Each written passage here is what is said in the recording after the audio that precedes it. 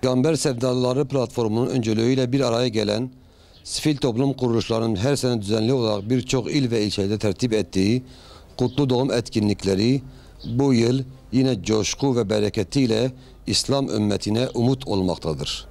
Mart ayının sonlarına doğru başlayan ve Mayıs ayının ilk haftasına kadar devam eden bu muhteşem etkinliklerin en dikkat çekeni geçtiğimiz pazar günü Batman'da gerçekleştirilirken bu pazar günü ise bir benzerinin hatta daha görkemlisinin Diyarbakır Nevruz alanında yapılması bekleniyor.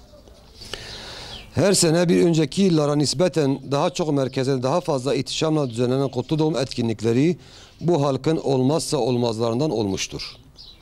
Gazete manşetleri, köşe yazıları ve internet siteleri Efendimiz sallallahu aleyhi ve selleme olan muhabbeti artıran bu etkinliklerin önüne geçemez. Alimler ve medreseler birliği olarak temenni ederiz ki bu etkinlikler ümmetin vahdetine ve aralarındaki ihtilafın son bulmasına vesile olsun. Müslümanlar olarak her zamankinden daha fazla şu an peygamber ahlakına ihtiyaç duymaktayız. Onu her zamankinden daha fazla şimdi sahiplenmeliyiz.